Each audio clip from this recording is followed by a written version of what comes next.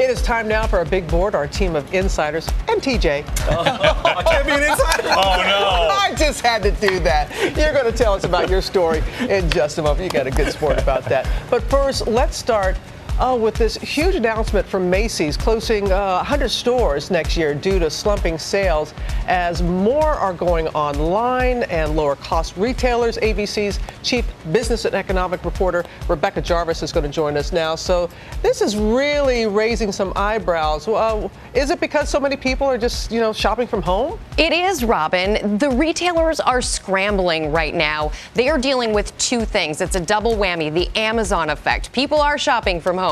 They're shopping online. They're price comparison shopping. They're getting their deliveries within 2 days, and shipping is now free in most cases. Yeah. Plus, we're spending our money differently these days. More and more people are spending on home improvements. They're spending less on material things and more on experiences, which is why not just Macy's closing 100 stores, but you're seeing it across the board. Kmart is closing 68 stores. Walmart is closing 269 stores, and the Sports Authority is closing 460 stores. So we're really seeing a change at the department store and mall level. An evolution in how we're shopping. But Rebecca, you were telling us it also has to do with handbags. How can it be just one item? This is pretty interesting, David. So handbags used to be more of a status symbol. In fact, analysts have even looked at this and crunched the numbers. They used to be the thing that retailers could really stand by because it didn't matter whether it was raining or cold or summer outside. People would still go and buy handbags, and we're seeing less and less of shopping on handbags. That's really hit a lot of retailers like Macy's and Nordstrom. All right, Rebecca, thanks. Unless you're on Canal Street here in New York. Exactly. All right, thanks. We'll come back to you, Rebecca. Now to those new guidelines from the American Heart Association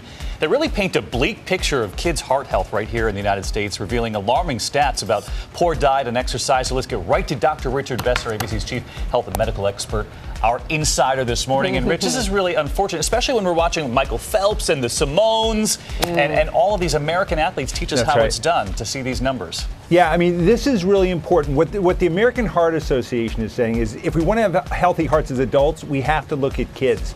And two of the areas that they're looking at are diet and exercise. And when it comes to diet, they came up with a healthy diet scale, and they found that more than 90% of kids score poor on that scale.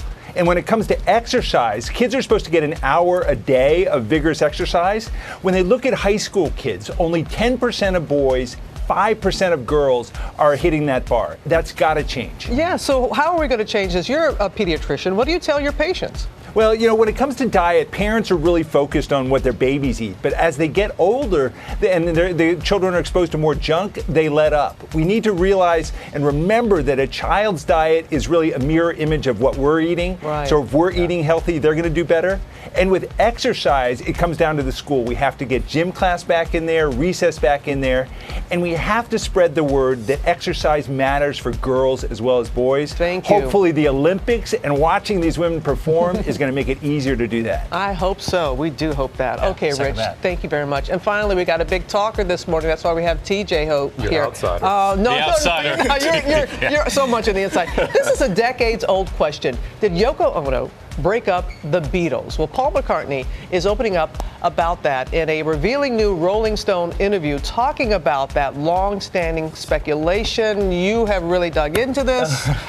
Still trying to make up for it, probably. But really, what's behind this? Look, if we call it rumor and speculation, Right. for a lot of music fans, this is fact. And this is a part of music history that this woman is responsible for breaking up one of the greatest bands we have ever known. So Paul McCartney giving some new insights here about it. And he said flat out, we felt threatened by her when she came around. He said specifically about them recording at the studio. She was sitting on the amps while we were recording. Most bands couldn't handle that.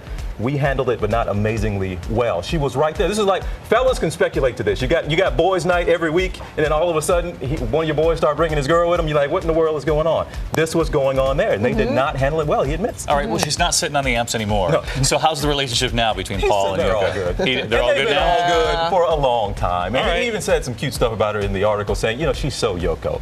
You can tell they have a cute relationship, but it took a while kind of to repair. But he said this before. She's not responsible for breaking up this band. John was going to leave anyway, and some of the greatest stuff he did in his career, he did afterwards, and he probably couldn't have done had she not had an influence in his life. It's also years of maturing and life changes. They were kids at the time. I know, but it's still something that people still speculate. Okay, I got a question for you.